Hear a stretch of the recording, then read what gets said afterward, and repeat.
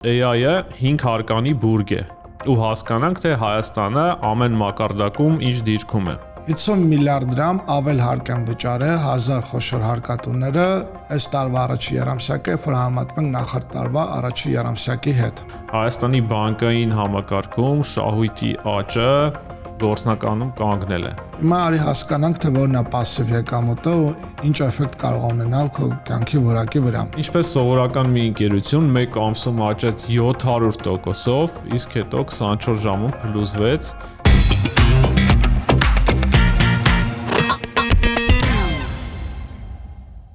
Ֆինանսները բարդ չեն, բարդ է դրանց մասին պարզ խոսելը, եւ այդ բարդ գործը մենք վերցնում ենք մեզ վրա։ Բարի գալուստ ֆինանսական բանականություն։ Բաժանորդագրվեք How to be YouTube-յան ալիքին, գնացինք։ Առաջարկում եմ սկսենք AI Conf-ից, Երևանում կայացած AI կոնֆերանսից, որը շատ հետաքրքիր էր ու շատ մարդ կար, ու մի հատ միտք կա, որ շատ է տպավորվել, բոլորը խոսում են AI-ից, բայց ոչ բոլորն են այս մոտեցումով նայում AI-ին, որ AI-ը 5 հարկանի բուրգ է ու հասկանանք, թե Հայաստանը ամեն մակարդակում ինչ դիրքում է։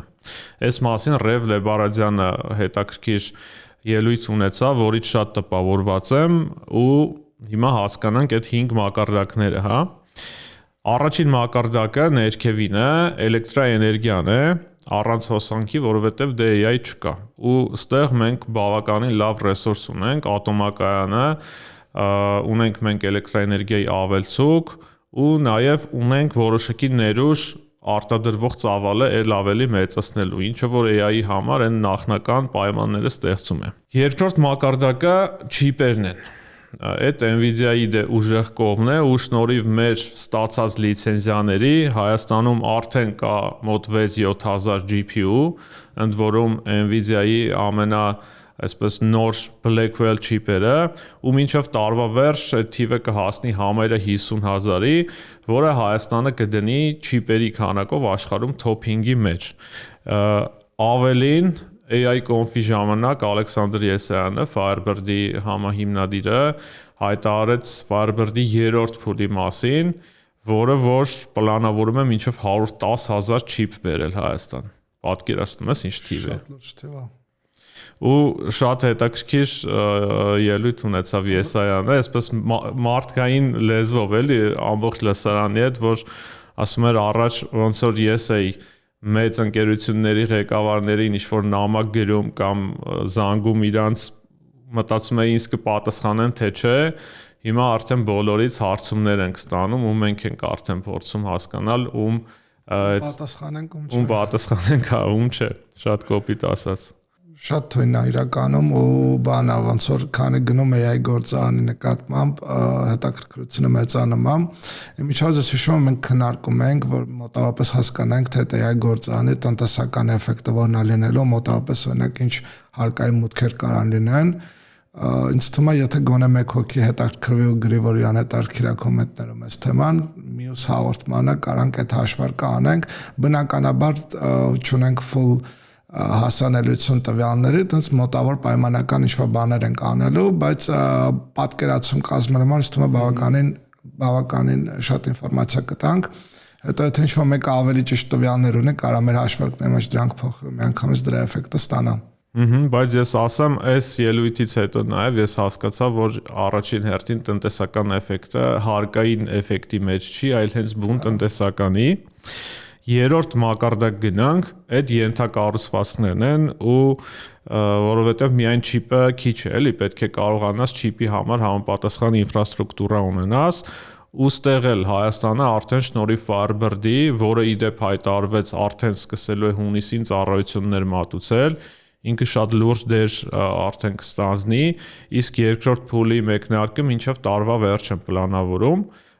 ու հետաքրքիր է, որ մենակ Firebird-ը չէ, Հայաստանում կա նաև Elevate AI ընկերությունը, որը նույն գործն է անում, մի փոքր ավելի փոքր մասշտաբի, բայց ընդհանուր, եթե ամբողջ երկրի ռեսուրսը գնահատես, համաշխարհային մակարդակով բավականին լուրջ ենթակառուցվածք ենք մենք ունենում AI-ի։ Չորրորդ մակարդակը մոդելներն են։ Այստեղ է, որ մենք այդքան էլ դեռ չունենք ինչ-որ բան ներկայացնելու, մոդելները այդ այն կոպիտ ասած soft-ն է, հա, որը կարողանում է այդ հաշվողական ռեսուրսը օգտագործելով ինտելեկտուալ կարողություն արտադրել։ Ճիշտ եմ, չէ՞, հասկանում, ասենք OpenAI մոդելնա, Cloud, Gemini-ն, չգիտեմ, մնացած տենց մեծ մոդելները։ Այո, ասենք GPT, Sora եւ այլն, բայց պետք է նաեւ ընդունել, որ այստեղ աշխարհի մակարդակով մի քանի գիգանտներ են, որ իրենց մոդելները կարողանում են ստեղծել, մեծ հաշվով հիմնականում ամերիկյան ընկերությունները, Չինաստանը իր DeepSeek-ով ու էլի մի երկու մոդել ունեն ու այստեղ մի փոքր բարդ է այսպես խաղացող դառնալ։ Շատ միլիարդներ է պահանջում։ Մենակ միլիարդներ չէ։ Ինձ թվում է, եթե միլիարդի կամ մի զանգի հարց լիներ, միգուցե նաև այստեղ փորձենք ինչ-որ բան անել, բայց շատ լուրջ ինտելեկտուալ կարողություն է պահանջում, տարիների գիտնականների աշխատանք, որը հենց այնպես չես էլի շրջանցի, եւ վերջին մակարդակը արդեն AI-ի կիրառությունն է, ագենտները, պրոդուկտները, թե ոնց կարելի է այդ AI-ից մարդկության համար պրոդուկտներ բարիք ստեղծել ու այստեղ Ռև Լեբարազյանը մի սլայդով ցույց տվեց բոլոր այն հայկական ընկերություններն ու ստարտափները, որ AI-ով լուծումներ են մշակում, մի քանի տասնյակ ընկերություններ էին ու սա այն կետն է, որտեղ մենք արդեն մտել ենք, արդեն աշխատում ենք ու կարող է շատ ավելի մեծանալ այդ թիվը, որովհետև շնորհիվ հենց Firebird-ի ռեսուրսների AI ստարտափի համար պահանջվող գլխավոր ռեսուրսը, այդ հաշվողական ռեսուրսը մենք կարող ենք ստարտափների դեպքում կարծում եմ նույնիսկ անվճար կամ շատ էժան ստանալ։ Ոնց որ թե նաև ԲՏ նախարարությունը չէ կամ կառավարությունը կնքել են պայմանագիր, եթե չեմ սխալվում $25 միլիոն ռեսուրս են գնել հայկական ստարտափ էկոհամակարգի համար։ Այո, 5 տարվա համար $25 միլիոն հաշվողական ռեսուրս, որը արհեստական բանականության վիրտուալ ինստիտուտ հարթակի միջոցով ստարտափները իրենց հայտերը ներկայացնելու են եւ ստանալու են որոշակի ծավալ, որը կարող են իրենք օգտագործել։ Ու մի հատ շատ հետաքրքիր, մի հատ շատ པարզ, բայց հանճարեղ միտք ասեց Ռև Լեբարազյանը, որ մենք փոքր ազգ ենք, ընդամենը 3 միլիոն հայաստանցի կա հենց Հայաստանում ու մենք միգուցե չենք կարող շատ մեծ ծավալի արտադրանք թողարկել աշխարհի համար, բայց AI ագենտների միջոցով մենք կարծես մեծացնում ենք բնակչության թիվը, որը կարող է հնա արտադրել։ Ու այդ ձև մենք կարող ենք աշխարհին հենց ավելի շատ արտադրանք, արդյունք արտադրել։ Պետք է մի քիչ ավելի པարզ փորձեմ ասեմ, ինչ նկատի ունենք, որ եթե օրինակ համարյաս կարամ պայմանական չտամ 100 ընկերությանը խորհրդատվություն տրամադրեմ, օգտագործելով AI ագենտներին կարամ միաժամանակ 1000-ին անեմ, այլ հավասար պայմանում եթե AI չկար, պետքա ոնց որ ինձանից, չգիտեմ, 100 հատ լիներ, որ կարողանանք այդ ծավալն անենք, բայց օգտագործելով այդ ավտոմատացման գործիքները, ոնց որ կարողանում ենք արտադրողականությունը մեծացնել ու դրա հաշվին ոնց որ 3 միլիոնով, ենթադրենք, չգիտեմ, 30 միլիոնի կամ 40 միլիոնի էֆեկտ ստեղծենք։ Տենց ճիշտ հասկացա, չէ՞։ Լրիվ ճիշտ հասկացար ու անհամբեր սպասում ենք այդ կետին։ Ու նաև այս հազար անգամ կներես, ոնց որ մեր բոլոր տնտեսական ցուցանիշները իրական ցույց են տալիս, որ մենք նաև գլոբալ առումով շատ հետ ենք այդ բանը մեկ հոգու ստեղծած հնայի արդյունքում ուտեղ անելիքներ ունենք ու կարա այդ անելիքի լավագույն ինչ-որ գործիքներից կամ հնարավորությունից մեկը լինի հենց AI-ը։ Ու մի հատ էլ այդ մտքի ամփոփում որպես այսպիսի միտք ասեց, որ առաջիկայում ընկերություններում ինֆորմացիոն մասնագետներն են, IT մասնագետներն են դառնալու HR-ներ։ Այսինքն նրանք, ովքեր կառավարում են մոդելներին, հենց իրանք են լինելու HR-ը, որովհետև հենց այդ մոդելներն են դառնալու աշխատողներ։ Շատ լավ միտք է։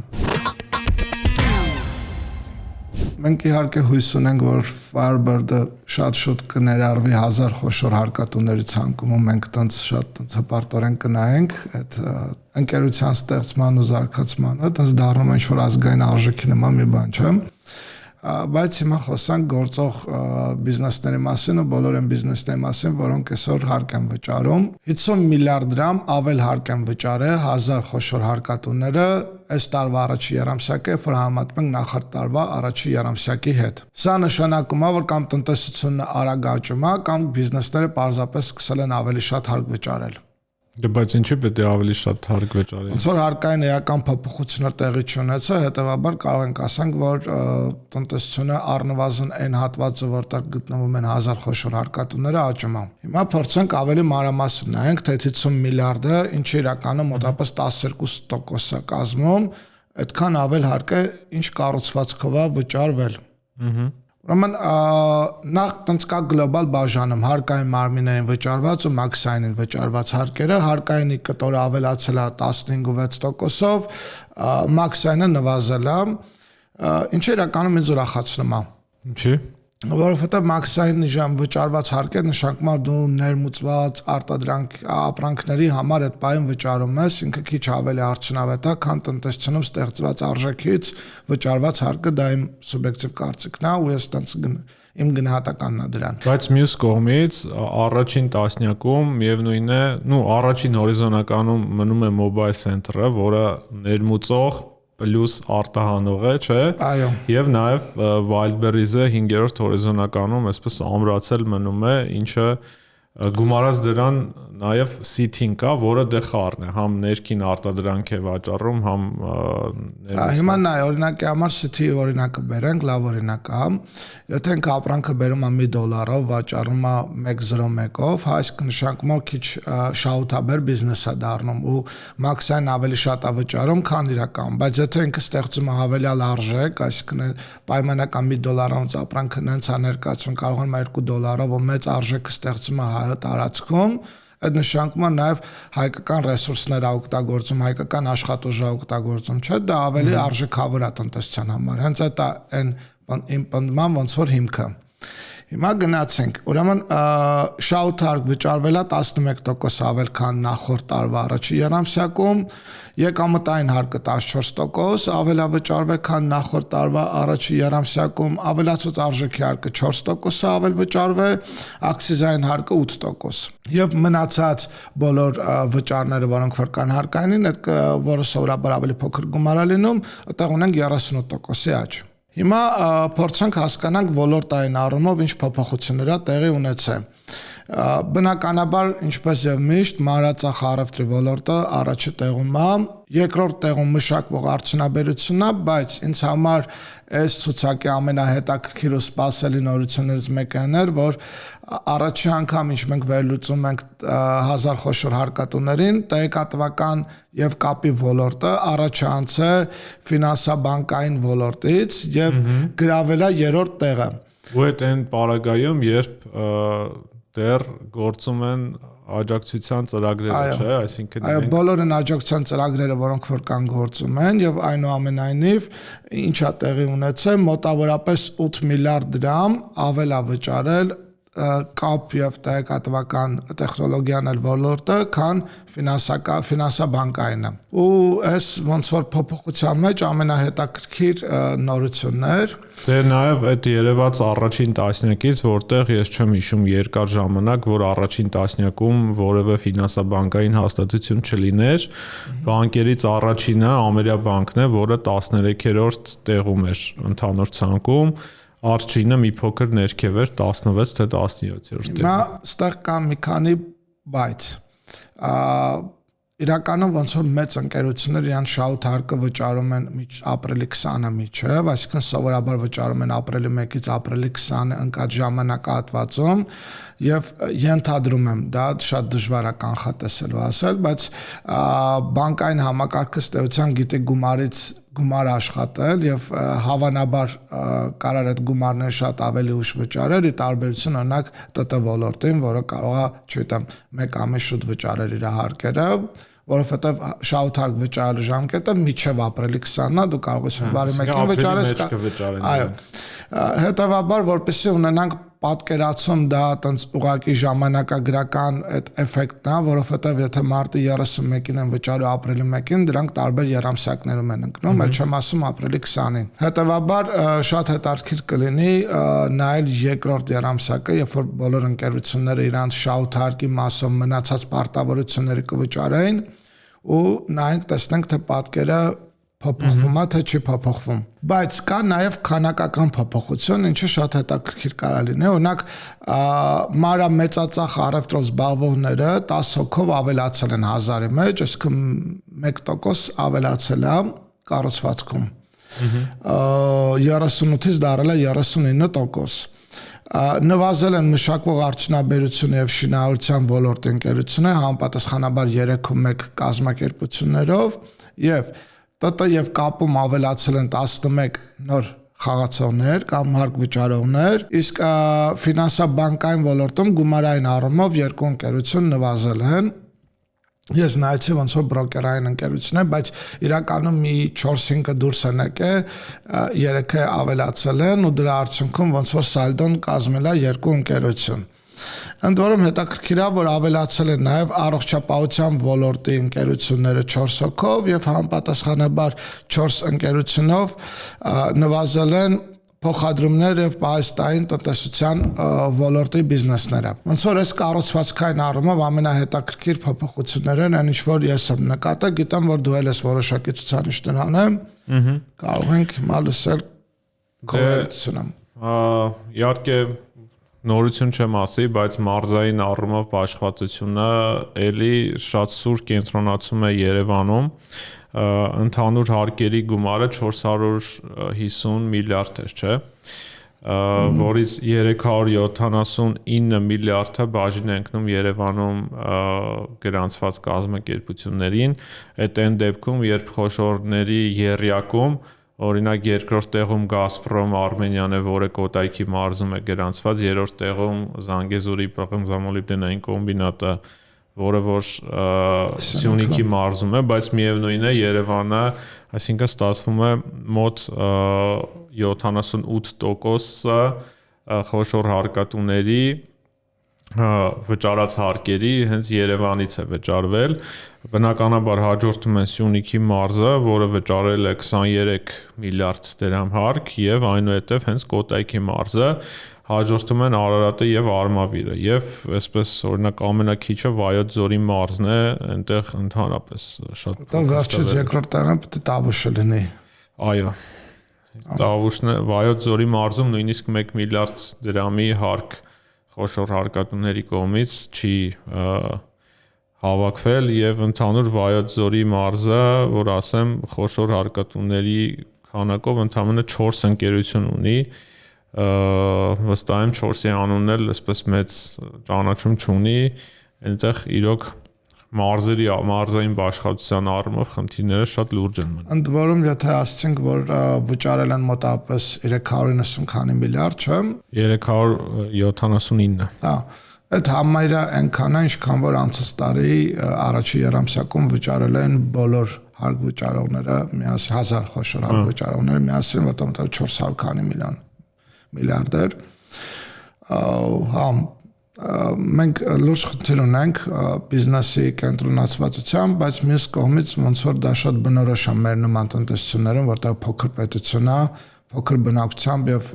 իրականում ոնց որ բոլոր մեծ բիզնեսները կենտրոնանում են Երևանում։ Չգիտեմ, ինձ թվում է դա մեծ հաշվով շատ կանխատեսելի է, բայց այնուամենայնիվ ինչն էր հետաքրքիր, որ եթե հիշում ես Գյումրիում երբ որ բացվեց մաքսատունն ու ավտոմեքենաների ներմուծումը տեղափոխվեց Գյումրի ու նաև հնարավորություն կար ոնց որ որոշակի առևտուր անել, այսինքն մեքենաներ բերել Հայաստան, հետո արտահանել Ռուսաստան,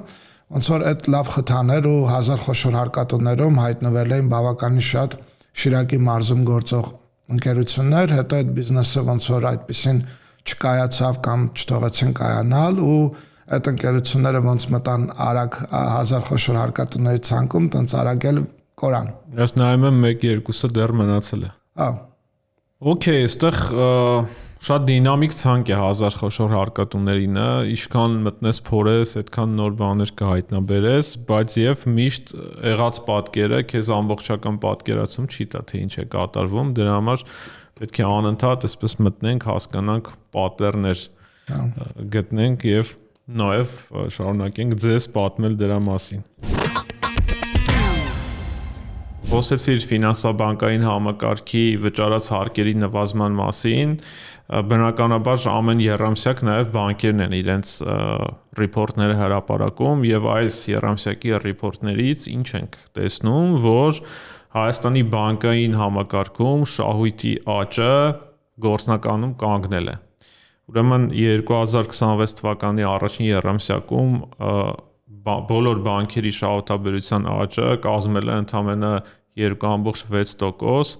ինչը, ասենք, գրեթե ինֆլյացիայի մակարդակի հետ կարելի է այսպես փաթեթավորել դնել կողքի ու եթե օրինակ նախորդ ամբողջ տարվա մեջ մենք ունեինք +21% աճ,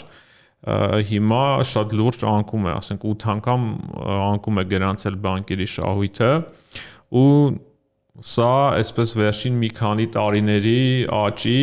միտման կարծես վերջը լինի, դեռ նախորդ տարի մենք սպասում ենք, որ այն տնտեսական էֆեկտները, որ բերել են այդ աճին, կարող են մի կետում կանգ առնել ու այս եռամսյակի արդյունքները հատկապես շատ այսպես ազդարարող թվեր կային, որ այդ մասին էին խոսում ու արդեն տեսնում ենք բանկեր նաև, որոնք շահույթի անկում ունեն նախ խոսող Բայց արիֆիքսանք էլի որ ասում ենք շահույթի անկում ուղղակի այս տարի ավելի քիչ են աշխատել, քան նախորդ տարի վնասի մասին չի խոսքը։ Այո։ Որ թյուր կարծիք չառաջան էլի։ Վնասի մասին չէ խոսքը։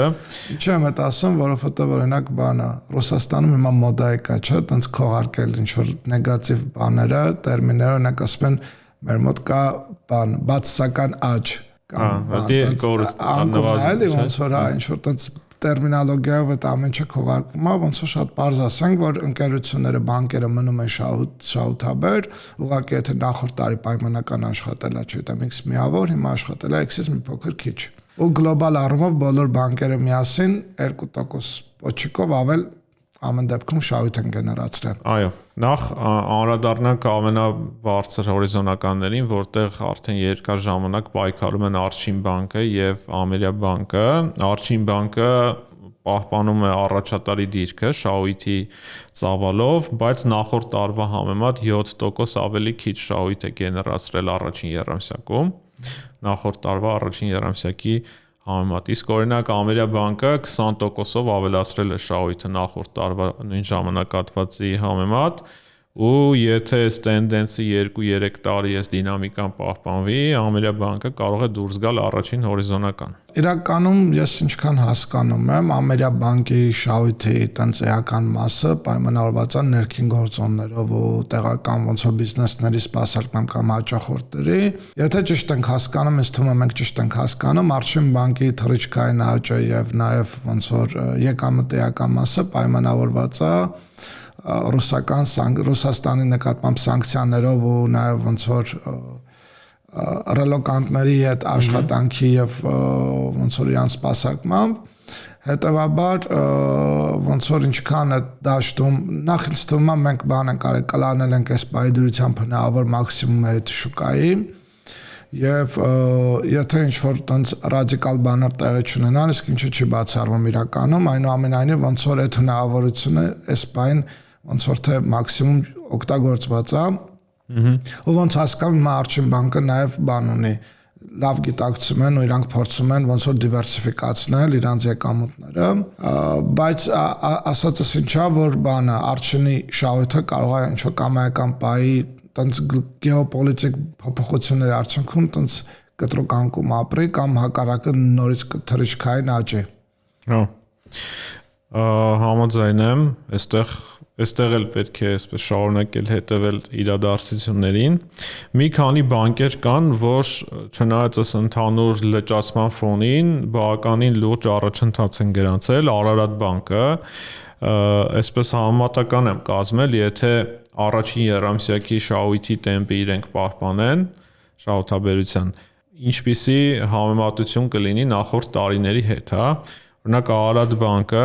անցած ամբողջ տարում ունեցել է 11.9 միլիարդ դրամ շահույթ ու եթե այս եռամսյակի տեմպը պահպանի, այս տարի կունենա 20.5 միլիարդ դրամ շահույթ, ինչը գրեթե 72% աճ է, շատ լուրջ առաջընթաց է։ Նման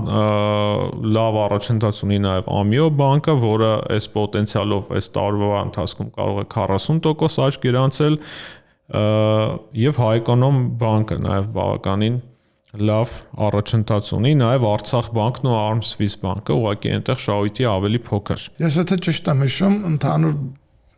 նաև հարկատների մեջ էլ եւ տարբեր բաներով ոնց որ Ագբա բանկը տենց կայուն ունի 3-րդ տեղը։ Ագբա բանկը բոլոր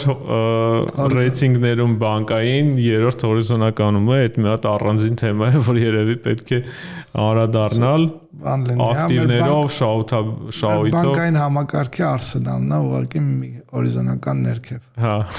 բայց բանկեր էլ կան, որոնք բավականին լուրջ նվազել է շահույթը իրենց, օրինակ Յունիբանկը, Ինեկո բանկը, Էվոկա բանկը, նաև իդեպ Ագբա բանկում է գրանցվել շահույթի նվազում, անցած տարվա համեմատ մոտ 16%։ Հետաքրքիր է հիմա ինչպես կարձագանքեն բանկերը, երբ որ արդեն տեսնում են, որ տաք օրերի այդ լավ պայմանները էլ չկա, ամեն մեկը պետք է փորձեն կողմնորոշվել եւ ճիշտ դիրքավորվել։ Ընդհանուր մեր բանկային համակարգում ինչ որ շատ խառն է, անընդհատ ինչ որ ղեկավարներ են փոխվում տարբեր բանկերում ու տպավորություն է, որ ավելի կառուցվածքային փոփոխություններ են նաև եփվում տակից, տեսնենք։ Իմիջիալից ասեմ, որ իմ կարծիքով Ագբա բանկը շատ հետաքրքիր պոտենցիալ ունի, քանի որ փորձ ցտազվում մեր կառավարությունը շատ տենց գյուղատնտեսական աջակցության ծրագրեր հենց անում է բանկային համակարգի միջոցով, ու այդտեղ ոնց որ ակնհայտ է, որ Ագբա բանկը շատ ուժեղ դիրքեր ունի, որտեղ իր հաճախորդների կառուցվածքով, փորձով աշխատելու այդ ոլորտում ու այդ ինդուստրիային տենց խորը գիտելիքներ ունենալով, ինձ թվում է տեղ Ագբան բան ունի, էլի շատ մեծ պոտենցիալ ունի ծրագրերում ակտիվ ներգրավելու ու ոնց որ էլ ավելի մեծացնել իր դիրքավորումը պես գյուղատնտեսական ոլորտի աջակցող բանկ։ Ու մի հատ էլ դրա մասով լրացում անեմ, որ Ագբայի դեպքում կարծես Ագբա լիզինգը առանձին գրանցված ընկերություն է, նաև 1000 խոշոր հարկատուների մեջ կար առանձին, այսինքն այդ ճյուղը առանձնացված է ու մենք հիմա երկու տարբեր թևեր ենք տեսնում, մինչդեռ մյուս բանկերում դա մեկ ընդհանուր միավոր է։ Բայց ամեն դեպքում դա ասեմ էլի, որ ես ինչքան հասկանում եմ այդ մոտեցումը աջակցելու հատկապես գյուղ ոլորտի աջակցելու բանկային վարկավորման տոկոսների սուբսիդավորման, ոնց հասկանում շարունակվելու է ու էլ ավելի է մեծանալու, այդտեղ օրինակ բանա Ագբայի պոտենցիալը իմ կարծիքով շատ մեծ է։ Նախորդ էպիզոդում բավականին դետալային քննարկեցինք ֆինանսական անկախության տարբեր մակարդակը ու հասկացանք, որ բարեկեցիկ կյանք ունենալու համար պետք է ունենալ пассив եկամուտներ։ Հիմա արի հասկանանք, թե որն է пассив եկամուտը ու ինչ էֆեկտ կարող է ունենալ քո կյանքի որակի վրա։ Նախ հասկանանք, թե ոնց են դասակարգում, հա, ակտիվ եկամուտը ամենատենց տարածված օրինակը դա աշխատավարձն է, այսինքն ինչ ես անում, դու քո ժամանակը վաճառում ես, դիմացը ստանում ես որոշակի գումար, հենց դադարում ես աշխատել, այդ եկամուտը չես ստանում։ Բիզնեսն էլ է ակտիվ եկամուտ։ Բիզնեսը շատ վիճելի է, բիզնեսը կախված է, թե ինքը զարգացման որ փուլում է։ Եթե քո բիզնեսի լոգիկան է նա, որ դու ամեն օր գնում ես գործի, առանց քեզ ինքը եկամուտ չի ստեղծում, եւ դու ոնց որ, չգիտեմ, առանց քեզ ինքը չի կարող եկամուտ լինել, դու ըստեյության գնում ես աշխատանքի, ուղղակի քո եկամուտի մի մասը ստանում ես աշխատավարձի տեսքով, մի մասը դիվիդենդի տեսքով, բայց հենց չաշխատեցիր, այդ բիզնեսը չի աշխատի։ Մյուս կողմից, եթե դու ունես մեծ բիզնես, որտեղ օրինակ կարող ես ինչ-որ մեկին տնօրեն նշանակել, դու գնալ օրինակ այլ երկրում սովորել կամ հանգստանալ ինքը աշխատում է, այդ դեպքում բիզնեսից ստացված քո եկամուտները դա пассив եկամուտներ են։ Նախորդ էպիզոդում շատ տենց քննարկում ենք, որ пассив եկամուտը լավ բան է, բայց ինքը դժվար է ստեղծել։ Եթե չստացի ժառանգություն, ապա ինքնուրույն ստեղծել իրականում բավականին բարդ է, բայց կա շատ բարձ ալգորիթմ։ Այդ ինչն է, որ դու քո ակտիվ եկամուտը, այսինքն քո աշխատավարձից մի մասը խնայում ես, ներդնում ես, ստացված եկամուտը նորից վերաներդնում ես ու ստեղծում ես կապիտալ, այսինքն մեր կենցաղում ասում են ինչ-որ գումար ես հետ գցում, հետո այդ գումարը նորից ներդնելով ստեղծում ես տարբեր տեսակի пассив եկամուտներ։ ամենապոպուլյարը միջև վերջի տարիները դա ինչ որ չգիտեմ անշարժ գույք գնել վարձով տալներ, հա, երբ որ դու վարձով ես տալիս, դու ամեն օր չես գնում ինչ որ աշխատանք անում, մաքսիմում, չգիտեմ, ամիսը մեկ անգամ այդ վարձն ես վերցնում կամ ինչ որ չգիտեմ, խնդիրներ առաջանում, փորձում ես այդ խնդիրները լուծել կամ նոր վարձակալ գտնել, ոնց որ այդքանով ավարտվում է քո ամիջական մասնակցությունը այդ եկամուտ ստեղծելու։ Այսինքն փող, որը գալիս է առանց քո ակտիվ մասնակցության։ Վերջի տարիներին пассив եկամուտները մի քիչ ավելի զանազան են դարձել, նախ երևի չգիտեմ մի 10-15 տարի առաջ նորից մեր բնակչությունը բանկերի նկատմամբ վերականգնեց վստահությունը ու սկսեցին այդ ավանդներ ներդնել, հատկապես մեր ավակ սերունդը բան ուներ, կոմպլեքս ուներ եւ վախ ուներ, որտեվ ժամանակին ավանդները կորել էին ու իրանց չգիտեմ ամբողջ խնայողությունները զրոյացել էր կամ չգիտեմ համերաթե զրոյացել էր, բայց այդ տենդենսը եղավ եւ բանկում ավանդ դնելը նորից пассив եկամուտ է, որովհետեւ դու քո գումարը դնում ես ու օրական կամ չգիտեմ ամսական ինչ որ եկամուտ ես ստանում։ Հետո ակտիվացավ մեր բորսան ու եթե չեմ սխալվում, առաջի տենց գործիքը, որը շատ ակտուալ էր, դա պետական պարտատոմսերն են, երբ որ դու պետությանը պարտքով գումար էր տալիս ու դիմացը ստանում էր որոշակի տոկոսներ։ Հետո մասնավոր ընկերություններ սկսեցին թողարկել իրանց պարտատոմսերը, այսինքն դու տարբեր ընկերություններին էր պարտքով գումար տալիս եւ դիմացը ստանում էր տոկոսներ, եւ վերջի 3-4 տարում իհարկե ոչ այն հաճախականությամբ ինչ որ կուզենք, բայց որոշակի ընկերություններ դարձան հանրային ու սկսեցին իրանց բաժնետոմսերը թողարկել ու դուք հնարավորություն ստացար ձեռք բերել դրանք։ Ընդ որում բաժնետոմսերի դեպքում դու ունենում ես երկու տեսակի пассив եկամուտ, մեկը այնա, որ այդ ընկերությունը ինչ որ գումար է աշխատում ու բոլոր փայատերերին դիվիդենդ է բաժանում, ինչ որ մի կտոր քեզ է հասնում, եւ երկրորդը այդ ընկերությունը մեծանում է, ավելի շահութաբեր է դառնում կամ ակտիվների կառուցվածքն է փոխում, ինչ որ շահույթներ է կուտակում, քո բաժնետոմսի գինն է թանկանում ու դու կարաս վաճառես, դրանից ստանաս եկամուտ։ Ասենք չգիտեմ, օրինակ ինչ որ ընկերության բաժնետոմսը գնաս 200 դրամով, հետո ինքը հասնում է 300 դրամի, վաճառում ես 100 դրամ մեկ բաժնետոմսից եկամուտ ես ունենում։ Հիմա հասկանանք, թե ակտիվ եկամուտներն են ավելի տենց շատ հարկվում, թե пассив եկամուտները։ Ուրեմն ակտիվի ամենավառ օրինակը, ոնց որ ասենք, դա աշխատավարձն է, աշխատավարձը մեր մոտ հարկվում է 20% եկամտային հարկով, բացի դրանից կա սոցիալական վճարներ, 5-ից 10% կախված քո աշխատավարձ եւ կա դրոշմանիշային վճար, հիմա այս պայդրությամբ կամ 1000 դրամ կամ 15000 դրամ աշխատավարձի չափից կախված։ Իսկ пассив եկամուտները բես սկսենք ամենապարզերից, հա, եթե դու ունես ընկերություն ու որպես շահույթ է ստացել, այդ շահույթից ինչ որ գումար ես ստանում, ինքը հարկվում է 5%-ով։ Ընդ որում այդտեղ դեռ կա մեխանիզմ, որ դու կարաս քեշբեք անես այդ վճարված հարկը, բայց դրա մասին հաջորդ դասին։ Մյուսը դա վարձակալությունն է, օրինակ չգիտեմ, բնակարան ենք գնել եւ այդ բնակարանը վարձով ենք տալիս, դե նախկինում ոչ ոք այդ հարկը չէր վճարում, հետո տեղի ունեցավ որոշակի հարկային ռեֆորմներ, որ դու հիմա պետք է հարկային ծանուցես նախապես, հետո էլ եկամուտների տարեկան հայտարարման ժամանակ ցույց տաս ու դրա հարկը առաջացնես, որոշակի այդ շուկան կարգավորվել է ու ինչքան գիտեմ բավականին մեծ քանակությամբ բնակարաններ սկսել են այդ հարկը վճարել։ Ինքը 10% է։ Իսկ 2 անգամ ավելի քիչ, առնվազն 2 անգամ, քան ակտիվ եկամտի տեսակ աշխատավարձն է։ Հաջորդ տեսակը դա բանկի ավանդն է, երբ որ դու բանկում ավանդ ես դրել, նույնիսկ չգիտեմ, եթե փորձի համար թեկուզ $100 դրել ես, կտեսնես, որ ստացած տոկոսը մի հատ հաշվին մուտք է լինում, հետո իր 10%-ի չափով բանկը անմիջապես ելք է անում, դա քո հարկն է, որը բանկը քեզանից հետ է պահում ու վճարում է պետությանը։ Այստեղ մի հատ թյուրիմացություն կա, որ 10%-ը ավանդը 10%-ը 10%-ը հարկվում է, ինչ իմ օգուտը զրոյա չէ, հարկվում է այն 10%-ի 10%-ը, պայմանական դրել ենք $1000 մեկ տարով 10%-ով, $100 ստանում ենք տոկոսային եկամուտ, այդ $100-ը 10%-ը, այսինքն $10 բանկը անմիջապես հետ է պահում ու վճարում է պետությանը քո փոխարեն։ 90-ը մնում է քեզ։ 90-ը մնում է քեզ։ Բայց կա դրա այլընտրանքային տարբերակը, երբ որ դու գնում ես պարտատոմսեր, այդ ժամանակ կամ բաժնետոմսեր։ Պարտատոմսը ստեյության ինչա, որ դու նորից պարտքով գումար ես տալիս, ստանում ես տոկոս, բայց ինքը այս պահին գործող կարգավորումներով չի հարկվում, եթե գնում ես ֆոնդային բորսայից, որոշակի ժամանակահատվածում, եթե չեմ սխալվում, 27 թվականի դեկտեմբերի 31-ը այդ ստացված տոկոսները չեն հարկվում։ Խոսքը դրամային արժեթղթերի մասին է։ Ինքը կարգավորվում է հարկային օրենսգրքի 140-րդ հոդվածով, ու այնտեղ տենց ավելի մանրամասն գրած է, թե որ ժամանակահատվածում թողարկված ինչ պայմաններին պետք է բավարարի, որպեսզի չհարկվի։ Իսկ պետական պարտատոմսերը ընդհանրապես անկախ որևէ սահմանափակման չեն հարկվում եկամտային հարկով։ Ու կա նաև այն դիվիդենդը, որ ասացի, որ մենք ընկերությունից ստանում ենք ու 5%-ով հարկվում ենք, եթե ֆոնդային բորսայում ձեռք ենք բերել որևէ ընկերության բաժնետոմս, այսինքն փայ ենք գնել, ու մեծ դիվիդենդ է հայտարարվում, նորից մինչև 27 թվականի դեկտեմբերի 31-ը այդ դիվիդենդը այդ 5%-ով չի հարկվում։ Իմ կարծիքով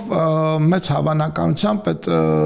կարող է այդ օրենքի արտոնությունը հետագայում երկարաձգվի, որովհետև ինքը խրախուսում է կապիտալի շուկայի ակտիվացումը ու ենթադրում եմ, որ բավականին պոզիտիվ ազդեցություն ունեցել ու պետքա որ հիմնավոր լինի այդ արտոնությունը երկարաձգել։ Այո, որովհետև մենք սպասում ենք մեր կապիտալի շուկայի կայացմանը, բայց դա դեռ այսպես այդ փուլը չի ավարտվել։ Ինքը դանդաղ է, հետո բան կա, այդտեղ ցիկլեր կա, որ պետքա որոշ մարդիկ ներդրում անեն, մի քանի տարի անցնի, տեսնեն, որ իրանց միջին եկամտաբերությունը բավականին բարձր է, օրինակ ավելի բարձր է, քան բանկում ավանդ դնել կամ, չգիտեմ, օրինակ անշարժ գույք ձեռք բերել, այդ փորձառությունը պետքա կուտակվի ու հետո քիչ-քիչ ոնց որ այն որ բարի նախանձով նայեն հարևաններ ընկերները, իրանք է որոշեն ոնց որ այդտեղ ներդրում անել կամ առնվազն իրանց пассив եկամուտները դիվերսիֆիկացնեն, ինչ որ մի մասը պահեն անշարժ գույքում, մի մասը, չգիտեմ, բանկային դեպոզիտում, մի մասը գնեն բաժնետոմսեր կամ պարտատոմսեր։ Ինչ շատ են հարցնում, ինչքան հարկ պետք է վճարել, երբ բաժնետոմսեր ենք ձեռք բերում դրսից, հա, օրինակ Nvidia-ի ամերիկյան ընկերության բաժնետոմս եմ ձեռք բերել ամերիկյան բորսայից, ես ինչ հարկ պետք է վճարեմ։ Նայ, դու պայմանական գնել ես $250, ինքը դարել է 350, վաճառել ես $100 եկամուտ ես ունեցել, կոչվում է կապիտալի հավելաճ, ու դա capital gain։ Այո, ու դա Հայաստանում այս բան չի հարկվում։ Իսկ այնտեղ չի հարկվում Այնտեղ ԱՄՆ-ում, եթե չեմ սխալվում, չի հարկվում, որովհետև դու կարող ես քո բրոկերի բանկա ֆորմա կա W գծիկ 8 թե ինչ տենց ֆորմա կա, գրում ես, որ դու resident չես ու ոնց որ այդ կտորով նորից չես հարկվում։ Իսկ եթե դիվիդենդ եմ ստանում, դիվիդենդը նորից, օրինակ ես մի անգամ մոռացել այդ ֆորման լրացնել ու վիզայից ստացել եմ $1.2 դիվիդենդ, հետո դրանից հարկ պահեցին, տենց իրականում մեծ գումար չէր, դրա համար տենց սրտից դար չի, բայց այդ ֆորման որ լրացնել, ոնց որ էլի բան այդ հարկը չէի վճարի, հետո լրացրեցի ու հաջորդ անգամ այդ $1-2 մաքուր ստացա։ Հայաստանում էլ չի հարկվում դա։ Հա, Հայաստանում չի հարկվում։ Եվ հիմա ոնց է նպաստում пассив եկամուտը։ Պասիվ եկամուտը ինքը քեզ տալիս է որոշակի հանգստություն, որ օրինակ չգիտեմ, եթե ունենաս առողջական խնդիրներ կամ չգիտեմ, որոշես չաշխատել կամ ինչ-որ աղետ տեղի ունենա եւ ֆիզիկապես չկարողանաս աշխատել, դու ունենում ես այլընտրանքային եկամուտ, որը պետքա որ թույլ տա քեզ, չգիտեմ, կամ լավ ապրել կամ առնվազն գոյատևել, հա։ Ինչքան մեծ է քո пассив եկամուտը, այդքան քո ֆինանսական վիճակը ավելի լավ է։ Հա, ու ինչպես այսօր բարձեցինք, пассив եկամուտը նաև ավելի քիչ հարկ ենք վճարում, քան ակտիվ եկամուտի դիմաց ենք վճարում։ Եվ այսօրվա վերջին թեման, մի հատ շատ հետաքրքիր պատմություն եմ գտել հենց ներդրումների մասին։ Ուրեմն ինչպես սովորական մի ընկերություն մեկ ամսում աճեց 700%-ով, իսկ հետո 24 ժամում փլուզվեց։ Սա մի հետաքրքիր պատմություն է, թե ինչպես է Wall Street-ում տեղի ունենում մեծ խաղը։ Հիմա պատմեմ։ Ուրեմն կա Avis ընկերություն է, ինքը սովորական ավտովարձույթի ֆիրմա է, ոչ մի տեխնոլոգիա AI տենց բաներ չունի։ Ու վերջին 2 տարիներին վնասով էր աշխատում, գործերը վատ էին։ Հիմա մի քանի խոշոր ֆոնդեր, զգալով, որ հեսա Avis-ի բաժնետոմսերի գինը ընկնելու է, շորտ դիրքեր են բացում, շորտը որն է, այսինքն երբ որ գիտես մի ընկերության բաժնետոմսի գին ընկնելու է, պարտքով բաժնետոմս ես վերցնում, քանի դեռ գինը բարձր է վաճառում ես, սպասում ես գինը ընկնի,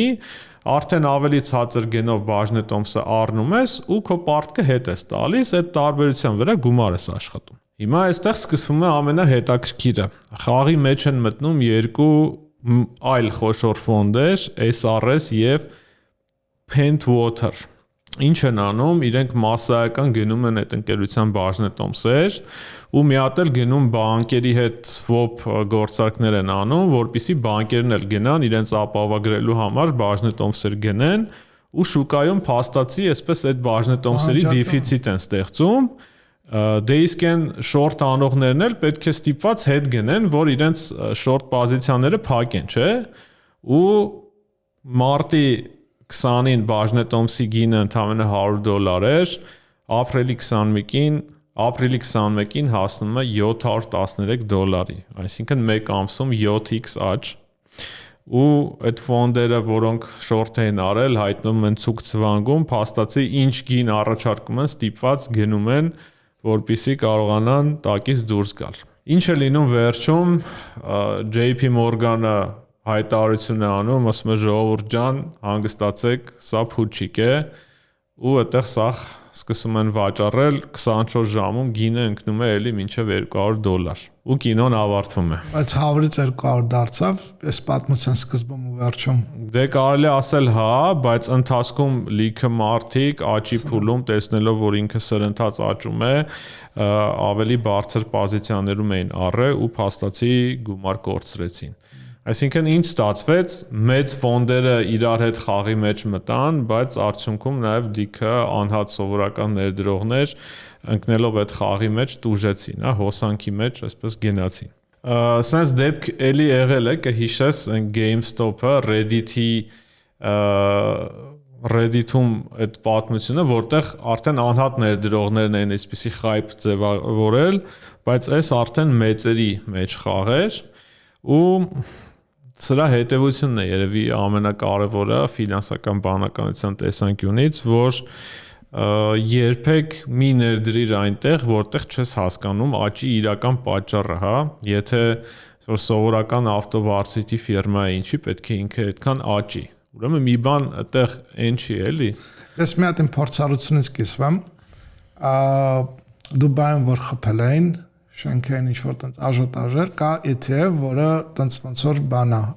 Դուբայի անշարժ գույքի շուկան աստեղության կառուցապատողներ եւ այլն եւ այլն։